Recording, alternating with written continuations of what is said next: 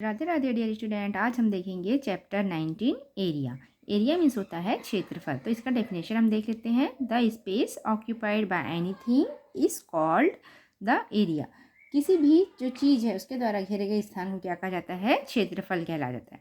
क्षेत्रफल जैसे हम हमारा जो घर वगैरह लेते हैं, ज़मीन लेते हैं, तो वही सब क्या कहलाता है? उसका क्षेत्रफल कहलाता है। अब ये क्षेत्रफल चौड़ाई में भी हो सकता है और ये वर्ग में भी हो सकता है। तो इसके हम फॉर्मूलाज देखते हैं। Area of rectangle. Area of rectangle means क्या होता है? आयत का क्षेत्रफल। रेक्टेंगल मीन्स होता है आयत और एरिया मीन्स होता है क्षेत्रफल। तो आयत का क्षेत्रफल बराबर होता है लंबाई गुणित चौड़ाई, length multi breadth. Length means होता है लंबाई और जो ब्रीथ है, ब्रीथ मीन्स होता है चौड़ाई। उसके बाद दिया है if the area of a square is to be calculated we use the formula side multi side. If the area, यदि हमारा जो क्षेत्रफल है वो स्क्वायर में दिया हुआ है तो हम इसको कैसे कैलकुलेट करते हैं? यदि आपको कहा जाए कि वर्ग का क्षेत्रफल निकालना है तो वर्ग का क्षेत्रफल के लिए इसका फॉर्मूला होता है साइड मल्टी साइड, मतलब भुजा मल्टी भुजा। उसके बाद है if length and breadth are given in the metre. यदि लंबाई और चौड़ाई जो है वो किस में दिया हुआ है? मीटर में दिया हुआ है। Then unit of area is square metre. तो हम इसका जो आंसर है वो कैसे लिखेंगे? स्क्वायर मीटर में। आपको इतना याद रखना है, यदि आपको वर्ग का क्षेत्रफल निकालने को कहा जाए, स्क्वायर का क्षेत्रफल निकालने को कहा जाए, तो आप क्या करोगे? Side multi side. और आपको कहा जाए यदि जो एरिया है वो लंबाई और चौड़ाई में दिया होगा तो इसकी जो आंसर है वो किस में आएगा? स्क्वायर मीटर में। उसके बाद है लेंथ। लेंथ लंबाई इक्वल टू होता है एरिया डिवाइडेड ब्रेथ, और ब्रेथ चौड़ाई इक्वल टू होता है एरिया डिवाइडेड लेंथ। अब इसमें का हम फर्स्ट क्वेश्चन देखते हैं। फर्स्ट क्वेश्चन क्या दिया हुआ है? फर्स्ट क्वेश्चन दिया हुआ है find area of a rectangle. आपको क्या करना है?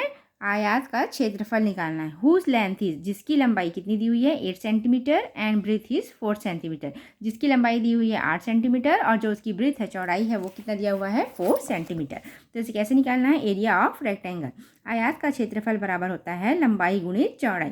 लंबाई कितना दिया हुआ है? 8 सेंटीमीटर और चौड़ाई दिया हुआ है 4 सेंटीमीटर। इन दोनों का आप मल्टीप्लीकेशन करेंगे, 8 4 जा 32, तो आ जाएगा 32 स्क्वायर मीटर।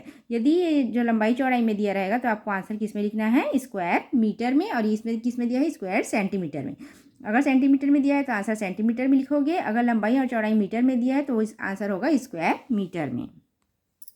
ऐसे ही सेम सेकंड वाला क्वेश्चन बनेगा। अब हम थर्ड वाला क्वेश्चन देखते हैं। If a rectangle is 15 metre long. यदि एक आयत 15 मीटर, जो एक आयत है जिसकी लंबाई कितनी है? 15 मीटर है, एंड 6 मीटर वाइड, और वो क्या है? 6 मीटर चौड़ी है। What is it's area. तो इसका क्या निकालना है? क्षेत्रफल निकालना है। तो ये भी वैसी है, एरिया ऑफ रेक्टेंगल। आयत का क्षेत्रफल बराबर क्या होता है? लंबाई गुणित चौड़ाई। लंबाई कितना दिया हुआ है? 15 मीटर और चौड़ाई दिया हुआ है 6 मीटर। तो 15 6 जा 90, क्योंकि ये यहाँ पे मीटर में दिया हुआ है तो हमारा आंसर किस में आएगा? स्क्वायर मीटर में। जब सेंटीमीटर दिया रहेगा तो हमारा आंसर स्क्वायर सेंटीमीटर में आएगा। जब मीटर में दिया तो हमारा आंसर जो है वो स्क्वायर मीटर में आएगा। अब फोर्थ नंबर का क्वेश्चन दिया हुआ है the side of a square is 9 metre. एक जो वर्ग है उसका जो साइड है, मतलब जो इसकी भुजा है, वो कितनी है? 9 मीटर है। Find the area of a square. तो आपको क्या करना है? वर्ग का क्षेत्रफल निकालना है। तो कैसे निकालेंगे? एरिया ऑफ ए स्क्वायर, आयत का क्षेत्र, वर्ग का क्षेत्रफल बराबर होता है side multi side. Square means वर्ग, वर्ग का क्षेत्रफल बराबर होता है साइड मल्टी साइड। तो कितना है? 9 मीटर मल्टी 9 मीटर, तो 9 9 जा 81 स्क्वायर मीटर। उसके बाद है 5 नंबर का क्वेश्चन भी सेम वैसे ही बनेगा। इसका भी क्या करना है? आपको स्क्वायर ही निकालना है। और 6 नंबर के क्वेश्चन में देखिए the kabaddi field is 14 metre long.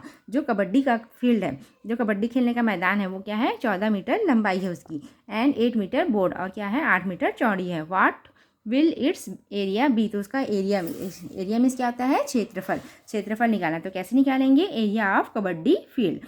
Kabaddi field का क्षेत्रफल बराबर लंबाई गुणित चौड़ाई, क्योंकि लंबाई दी हुई है 14 मीटर और चौड़ाई दी हुई है 8 मीटर। तो ये कितना हो जाएगा? 14 मल्टी 8 करेंगे तो 112 स्क्वायर मीटर। इतना याद रखना है आपको, जब आपको मीटर में क्वेश्चन दिया रहेगा तो आंसर स्क्वायर मीटर में होगा, जब सेंटीमीटर में दिया रहेगा तो आंसर स्क्वायर सेंटीमीटर में होगा। उसके बाद 7 नंबर का क्वेश्चन देखते हैं।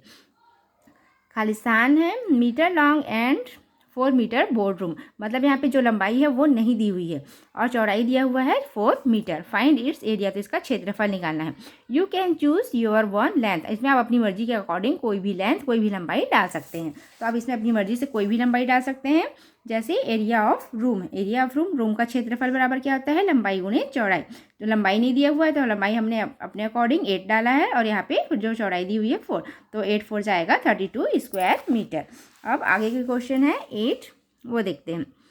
अ carrom board has a side of 75 centimetre, find its area. एक जो कैरम बोर्ड है, कैरम बोर्ड कैसे रहता है, स्क्वायर में रहता है, कैरम बोर्ड हमेशा वर्ग में रहता है, तो उसकी जो साइड है वो कितनी है 75 सेंटीमीटर, तो फाइंड इट्स एरिया, तो उसका क्षेत्रफल निकालना है। तो इसकी किसका आएगा, स्क्वायर का आएगा, क्योंकि कैरम बोर्ड क्या रहता है, स्क्वायर में रहता है।